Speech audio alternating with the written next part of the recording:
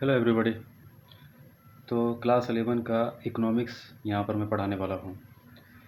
तो इकोनॉमिक्स यहाँ पर बिल्कुल शॉर्टली मैं आपको पढ़ाऊँगा, ताकि जो लोग एग्ज़ाम अभी देने वाले हैं या फिर जो इनका एग्ज़ाम चल रहा है और या फिर जो बिल्कुल डिटेल से पढ़ना चाहते हैं, दोनों तरह के स्टूडेंट इस वीडियो को देख सकते हैं।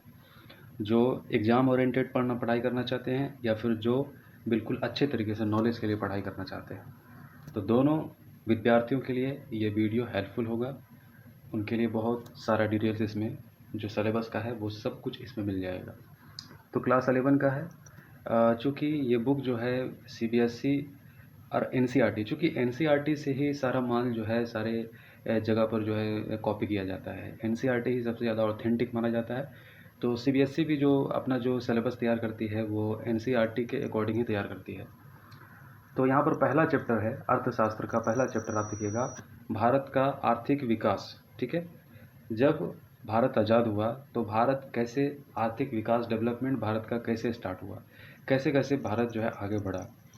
तो पहला चैप्टर यहाँ पर यही है कि स्वतंत्रता के समय भारतीय अर्थव्यवस्था। ठीक है, मतलब जिस वक्त देश हमारा आज़ाद हुआ था 1947 में, 1947 के बाद हमारे देश की आर्थिक स्थिति क्या थी। ठीक है, तो भारतीय अर्थव्यवस्था उस वक्त की अर्थव्यवस्था क्या थी जब देश आज़ाद हुआ था। ये पहला चीज़ है। चैप्टर का आप सारांश दे, चैप्टर का आप देखिएगा, हेडलाइन देखिए कि भारत की अर्थव्यवस्था भारत की आज़ादी के वक्त। ठीक है, आज़ादी के वक्त भारत की अर्थव्यवस्था कैसी थी। ठीक है, पहला अर्थव्यवस्था का मतलब व्यवस्था का मतलब आप समझ लीजिए। अर्थव्यवस्था आप समझ रहे हैं कि जो एक देश के अंदर में क्या पैदा हुआ। ठीक है, जो पैदा हो गया एक लिमिटेड एरिया में, जो भी पैदा किया गया, जो भी वहाँ पर डेवलपमेंट हुआ, वो उस देश की अर्थव्यवस्था है। ठीक है, एक साल, एक गिवन पीरियड में, हम एक साल ले लिए, अब एक महीना भी ले सकते हैं, एक दिन भी ले सकते हैं, यानी कि एक साल ऐसे टाइम पीरियड लिया जाता है कि एक लिमिटेड एरिया में जो कुछ भी पैदा किया गया, ठीक है, उससे क्या डेवलपमेंट हुआ, क्या आगे बढ़े, पीछे आए, वो सब कुछ अर्थव्यवस्था होता है। अर्थव्यवस्था के अंतर्गत एक गिवन टाइम पीरियड में जो कुछ भी अचीव किया गया है या फिर जो लॉस हुआ है, वो हमारी अर्थव्यवस्था होती है। तो देखिए, अर्थव्यवस्था का मतलब आप समझ गए। अब देखिए कि अंग्रेज़ों के, चूँकि हमारा देश जो है 175 साल तक अंग्रेज़ों के अधीन रहा है, तो हमारे अर्थव्यवस्था पर इसका बहुत ही बुरा प्रभाव पड़ा था। ठीक है, तो सबसे पहले देखिए कि औपनिवेशिक शासन का मुख्य उद्देश्य भारत को ब्रिटेन में तेज़ी से विकसित हो रही आधुनिक अर्थव्यवस्था के आधार के रूप में उपयोग करना था। देखिए, कोई भी औपनिवेशिक शक्ति किसी दूसरे देश को जब कब्जा करती है, तो दूसरे देश का कब्जा करने का मकसद उसका होता है ज़्यादा से ज़्यादा उसका दोहन करना, उसका इस्तेमाल करना। तो इंग्लैंड ने भी भारत का इस्तेमाल किया। ठीक है, औपनिवेशिक का मतलब ये होता है कि किसी दूसरे के संसाधन को कब्जा कर लेना और अपने मुताबिक उसका इस्तेमाल करना। ठीक है, औपनिवेश मतलब अपने घर छोड़कर दूसरे का घर हथिया लेना। ठीक है, और उसमें जितना रिसोर्सेस है उसका उपयोग करना। इस तरह से डेफिनेशन याद रख सकते हो। तो इंग्लैंड अपना घर छोड़ के इंग्लैंड इंडिया को कब्जा करके इसके सारे रिसोर्सेज को इस्तेमाल किया, और फिर यहाँ पर व्यापक गरीबी और भुखमरी और जितने भी ख़राब स्थिति आप देख सकते हैं, ये कहीं ना कहीं उसका जिम्मेवार अंग्रेज़ी हुकूमत 175 साल का दौर रहा है। ठीक है, तो उसने इस्तेमाल किया, अंग्रेज़ों ने इस्तेमाल किया हमारे देश को। किस लिए इस्तेमाल किया? अपने देश को तरक्की करने के लिए। एक बात आप ये समझ गए कि हमारे देश का एक बहुत बड़ा बहुत बड़ा जो हमारा देश का जो धन है वो इंग्लैंड के काम में आ गया, इस वजह से क्योंकि इंग्लैंड हमारे ऊपर हुकूमत किया 175 साल, और इंग्लैंड ने हमारे देश को जो है अपने फ़ायदे के लिए इस्तेमाल किया। ठीक है, एक बात। दूसरी बात है कि स्वतंत्रता के समय भारतीय अर्थव्यवस्था की स्थिति क्या थी। जब इंग्लैंड शासन किया हमारे देश के ऊपर, तो हमारे देश का क्या हालत हुआ जब इंग्लैंड यहाँ से छोड़ के गया, अंग्रेज़ों की हुकूमत जब यहाँ से गई, तो जाने के बाद अब हमारे देश की स्थिति क्या थी। देखिए, स्थिति यही थी कि उसने देश को इस्तेमाल किया, अंग्रेज़ों ने इस्तेमाल किया हमारे देश को, अपने तरीके से इस्तेमाल किया।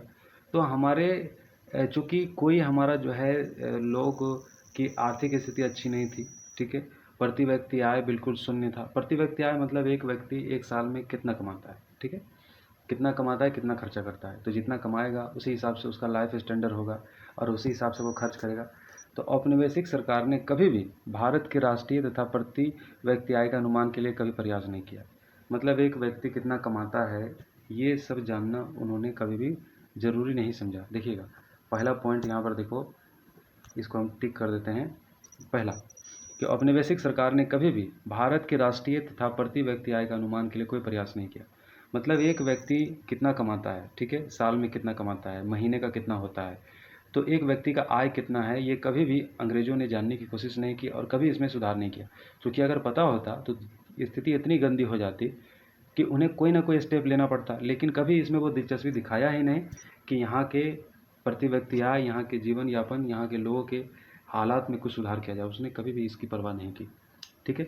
तो इसके लिए हमारे ही कुछ उस ज़माने में जो हमारे देश के स्वतंत्रता सेनानी जिसको बोलिए, उन लोगों में कुछ ऐसे लोग थे जिन्होंने इस बात की तरफ जो है ध्यान आकर्षित करवाया, लोगों को ये ज्ञान दिया कि कैसे इंग्लैंड का हुकूमत तुम्हारे देश को कैसे गरीब बनाता जा रहा है, तुम्हारी स्थिति खराब करती चली जा रही है। जैसे VK RV राव के अनुसार सकल देशीय उत्पाद में वार्षिक वृद्धि दर केवल 2% तथा प्रति व्यक्ति आय में वार्षिक वृद्धि केवल 0 मतलब 1% भी जो है लोगों के इनकम में इजाफा नहीं हो रहा था। 0.5%, यानी कि लोगों की तरक्की बिल्कुल शून्य थी।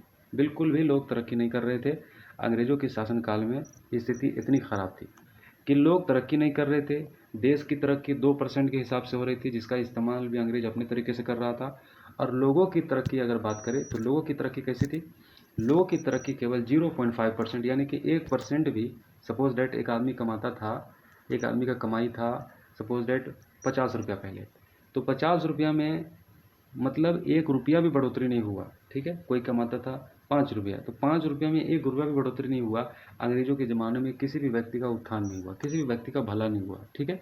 देश की ग्रोथ रही 2% और व्यक्ति की ग्रोथ रही 0.5%। और इसका अनुमान लगाने वाला है VK RV राव। ऐसे पूछ सकता है ऑब्जेक्टिव टाइप से बना करके कि देश की, अंग्रेज़ों के ज़माने में देश की आर्थिक वृद्धि और व्यक्ति की वार्षिक वृद्धि का अनुमान किसने पहले लगाया था? VK RV ने लगाया था, ठीक है। VK RV राव ने लगाया था। देश की वृद्धि 2% बताया और 0.5% एक व्यक्ति की वृद्धि बताई थी, ठीक है। तो ये हमारे देश की हालत जो है बना के रखी हुई थी। कृषि बहुत पिछड़ा हुआ था, चूँकि हमारा देश कृषि प्रधान देश है। हमारे देश में जो है ज़्यादातर लोग 60-70% लोग उस ज़माने में कृषि खेती बाड़ी से जीवन यापन किया करते थे। तो सारा कमाई का जो माध्यम था वो कृषि था। अब कृषि ही पूरी तरीके से जो है अंग्रेज़ों ने जो है 60% लगान अंग्रेज़ वसूल करती थी, 40% बचता था। तो 40% में उसमें भी कभी अकाल पड़ गया, कभी सूखा, कभी समझिए कि ऐसी कोई आपत्तिजनक स्थिति पैदा हो गई, घर में कोई बीमार हो गया या फिर किसी शादी ब्याह का मामला हो गया या फिर और भी स्थिति। तो जीवन यापन लोगों के लिए बहुत ही मुश्किल था। और जिस तरीके से अंग्रेज टैक्स लिया करते थे, जिसे टैक्स जो है 3-4 तरीके से ये लोग टैक्स लेते थे, जिसको कहते थे जमींदारी सिस्टम, जमींदारों को वसूली करने के लिए दे दिया जाता था। महलवाड़ी सिस्टम, यह गांव में एक व्यक्ति को बना दिया जाता था, वो व्यक्ति जो है अंग्रेज़ों के लिए टैक्स जमा करता था। रैयतवाड़ी सिस्टम, रैयतवाड़ी में क्या होता था कि एक किसान ही जो है टैक्स दिया करता था ब्रिटिश के ट्रेजरी में जाकर के, खजाने में वो टैक्स जो है कलेक्टर के माध्यम से वो टैक्स दे दिया करता था। तो ये 3 सिस्टम था जिसने भारत के किसानों का जो है कह लीजिए कि खून निचोड़ लिया अंग्रेज़ों ने। ये 3 सिस्टम से, जमींदारी, महलवाड़ी और रैयतवाड़ी, ये टैक्स सिस्टम था, किसानों की हालत बिल्कुल बेकार कर दिया। ज़्यादा से ज़्यादा टैक्स लेती थी, लेकिन इसमें कभी भी कोई सुधार करने का प्रयास नहीं करती थी सरकार। व्यवसायीकरण का दबाव, नील आदि का उत्पादन, चूँकि हमारे देश का जितना भी कच्चा माल था, जैसे कि नील का उत्पादन ज़बरदस्ती करवाया जाता था ताकि वहाँ पर जो है नील का इस्तेमाल कपड़ों को रंगने के लिए किया जा सके, दुनिया भर में उसका व्यापार कर सके। अंग्रेज ऐसा काम करते थे। हमारे देश के किसानों को जो है अब फसल उगाने की जगह पर नील की भी खेती करवाता था ज़बरदस्ती, और उसका कीमत भी खुद ही तय करता था। मनमानी तरीके से उससे वो कीमत पर उससे खरीद लेते थे, जिससे कि किसानों को कोई फ़ायदा नहीं होता था। तो नील का खेती का दबाव, जिसकी वजह से भी हमारी खेती बाड़ी और हमारे किसानों की स्थिति बहुत ही बद से बदतर हो गई थी। और देश के विभाजन, चूँकि पश्चिम बंगाल में जूट मिल और पूर्वी पाकिस्तान में उत्पादक भूमि चली गई, तो देश का एक बहुत बड़ा नुकसान हुआ। देश पाकिस्तान और एक अभी जो बांग्लादेश 1971 में बन गया, तो इससे हमारे देश का बहुत बड़ा जो है किसान का बहुत बड़ा नुकसान ये हुआ कि जो पश्चिम वाला इलाका है, पश्चिम वाला इलाका जो हमारा जो पश्चिमी पाकिस्तान का बात कर रहे हैं, वो इलाका बहुत उपजाऊ है, वो पाकिस्तान की तरफ चला गया। सिंध का पास वाला इलाका, सिंधु नदी के आसपास वाला जितना भी है, और पाकिस्तान, पूर्वी पाकिस्तान की अगर हम बात करें, बांग्लादेश का इलाका, ये भी बड़ा उपजाऊ है। तो ये भी किसानों के लिए जो है एक बहुत बड़ा क्षति रहा, जिसका जो है खामियाजा आज तक जो है किसान देख सकते हैं कि उनकी स्थिति बिल्कुल अच्छी नहीं है। और बहुत गरीबी की हालत में किसान जीते हैं। अविकसित औद्योगिक क्षेत्र, अब देखिए ये तो हम किसानी की बात कर लिए, अब देखिए विकास, अब हम औद्योगिकरण की बात करेंगे। ठीक है, औद्योगिकरण भी जो है हमारे देश का ठीक से नहीं हुआ था। भारतीय हस्तकला, ज़्यादातर हमारे देश में लोग कारोबार जो करते थे, काम करते थे, वो मशीनों से नहीं करते थे, हाथों से करते थे। वो हाथों से सामान, छोटे मोटे हस्तकला की चीज़ें बना लिया करते थे, खटकल से कपड़े बुनते थे, जबकि अंग्रेज मशीनों का इस्तेमाल करके तेज़ी से जो है कपड़े तैयार कर रहा था, और इस वजह से वो पूरी दुनिया के मार्केट पर छा रहा था। और हमारे जो हस्तकला, हमारे कारीगर बहुत वक्त लगा लगा करके एक आध दो कपड़ा बनाते थे, और वो कपड़ा जो है समझिए कि हाथ का बना हुआ और मशीन का बना हुआ, उसके साथ मुकाबला नहीं कर पाया। इस वजह से भी हमारा जो है औद्योगिकरण बहुत पीछे रहा। भारतीय हस्तकला का उद्योग का पतन किया। भारतीय हस्तकला वैसे अच्छी स्थिति में था, लेकिन अंग्रेज़ों के मशीन के आने की वजह से हमारी हस्तकला पूरी तरीके से चौपट हो गई। पूंजीगत वस्तुओं का उद्योग का अभाव, यानी कि लोगों के पास पैसा नहीं था। देखिए, कोई भी कारोबार करने के लिए व्यक्ति को पैसा होना चाहिए, पैसा से ही पैसा बनता है। ठीक है, तो काम स्टार्ट करने के लिए लोगों के पास अभाव था, पैसे नहीं थे। सार्वजनिक क्षेत्र की, सार्वजनिक मतलब क्षेत्र की सीमित क्रियाशीलता थी। मतलब ज़्यादा से ज़्यादा क्षेत्र पर जो है सरकारी काम करती थी, अंग्रेज जो है उसका इस्तेमाल करती थी। लोगों के पास जो है अपॉर्चुनिटी कम होता था। अब भेदभाव, टैरिफ मतलब अंग्रेज जो है भारत के सामान पर बहुत ज़्यादा जो है टैरिफ लगा देता था। टैरिफ वही टैक्स, ठीक है, टैक्स ज़्यादा लगा देता था, और अपने प्रोडक्ट पर जो है टैक्स फ्री कर देता था, जिसकी वजह से भारत का माल महंगा हो जाता था। और कोई भी चीज़ महंगा हो जाता है तो उसका डिमांड कम हो जाता है, जो चीज़ सस्ता रहता है उसका डिमांड ज़्यादा होता है। इस वजह से हमारे औद्योगिकरण को भी अंग्रेज़ों ने चौपट कर दिया। ठीक है, तीसरा चीज़ देखिए, विदेशी व्यापार की विशेषताएँ। देखिए, अब हमारा विदेशी व्यापार अच्छा था। हम लोग कपड़ा का जो है व्यापार करते थे, हमारे देश से बहुत सारी दवाइयों का, मसालों का, और जो है बहुत सारी चीज़ों का हम लोग दुनिया में करते थे, एक्सपोर्ट करते थे।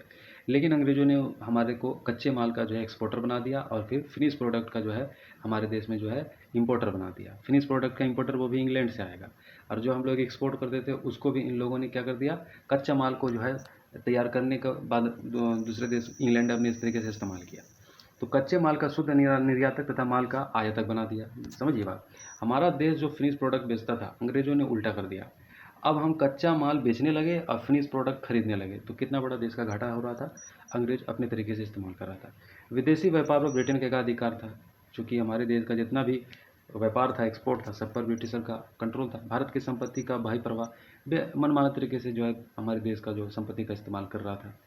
अब देखिए, यहाँ पर एक आंकड़ा यहाँ पर देखिए दिया गया है कि प्रतिकल तत्कालीन जनांकांकीय दशाएं देखिए क्या थी।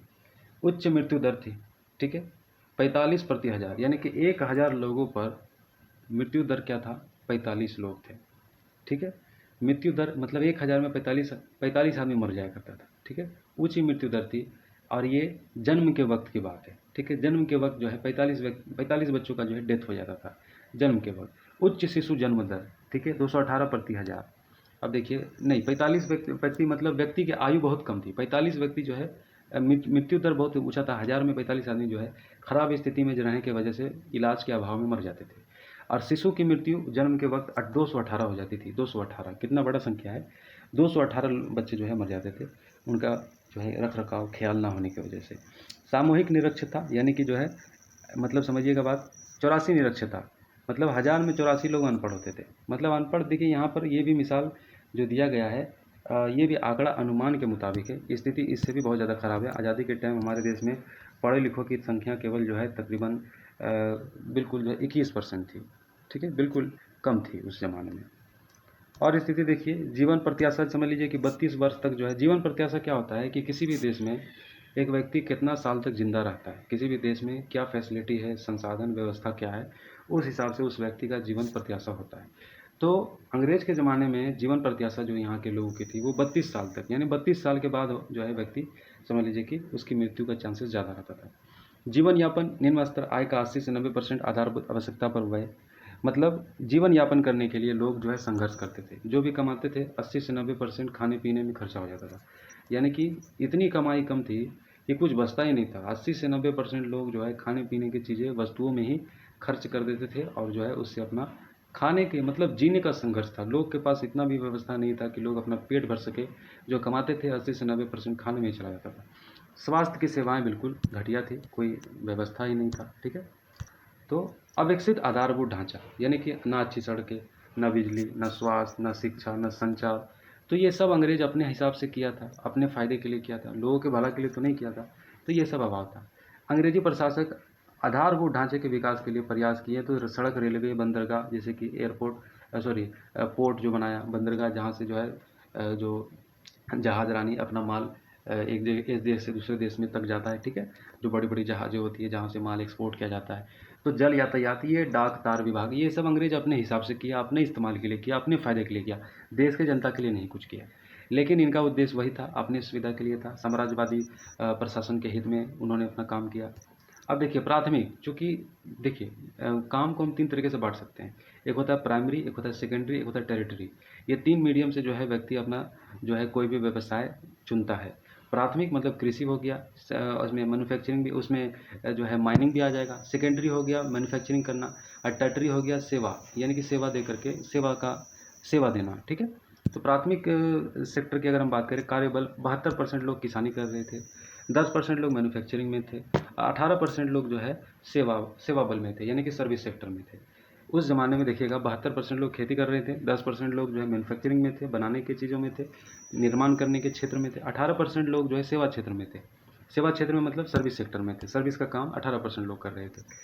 तो 72% किसान लोग थे उस ज़माने में, 10% विनिर्माण क्षेत्र में लोग लगे थे, मतलब औद्योगिकरण में लगे थे, मैन्युफैक्चरिंग में लगे थे, 18% जो लोग थे वो सर्विस सेक्टर में लगे हुए थे।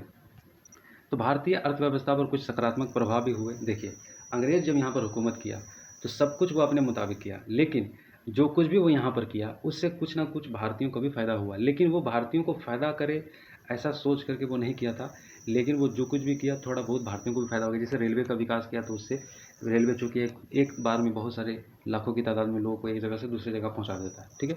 डाक तार का जो है इसका कम्युनिकेशन के लिए इस्तेमाल किया, जिसका फ़ायदा हमारे लोग को भी हुआ। आर्थिक, जैसे देश की आर्थिक व राजनीतिक एकीकरण हुआ। अंग्रेज़ों के शासनकाल में क्या हुआ कि लोग में देशभक्ति आया, देश एकजुट हुआ, तो इससे जो है कुछ फ़ायदा हुआ। बैंकिंग व मौद्रिक व्यवस्था का विकास हुआ, ठीक है। बैंकिंग सिस्टम 1934 में आरबीआई एक्ट लागू करके, फिर उसके बाद आरबीआई के अधीन जितने बैंक थे सब उसके अंदर में लाया गया। तो एक तरह से जो है कुछ थोड़ा सा फ़ायदा हुआ, लेकिन फ़ायदा इसलिए नहीं हुआ कि अंग्रेज़ ने फ़ायदा पहुँचाया, बल्कि फ़ायदा इसलिए हुआ क्योंकि थोड़ा बहुत जो भी वो काम किया उससे ऑटोमेटिक तौर पर जो है कुछ लोगों को फ़ायदा हो गया, देश को फ़ायदा हो गया। वो सोच करके फ़ायदा पहुँचाने का काम नहीं किया था।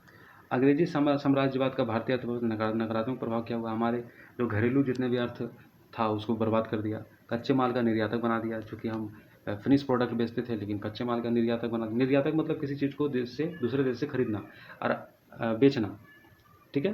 निर्यातक मतलब दूसरे देश कच्चा माल किसी दूसरे देश को बेचना, और आयात मतलब दूसरा देश से खरीदना। विदेशी व्यापार का ब्रिटेन के एकाधिकार नियंत्रण हो गया, ठीक है। और व्यवसायीकरण पर दबाव हुआ, यानी कि हमारा रोजगार कारोबार ठप पड़ा, अंग्रेज़ों का भला हुआ। तो इस तरीके से ये चैप्टर जो है एक लेसन हमने आपको कंप्लीट करा दिया। इसमें आपको बेसिक नॉलेज भी दे दिए, और एग्ज़ाम में जो मटेरियल लिखने का है वो भी आप जो है सवाल के माध्यम से आप जो है लिख सकते हैं, ठीक है। तो इसमें टोटल हर तरह से जो है हर विद्यार्थी को इससे लाभ होगा। धन्यवाद।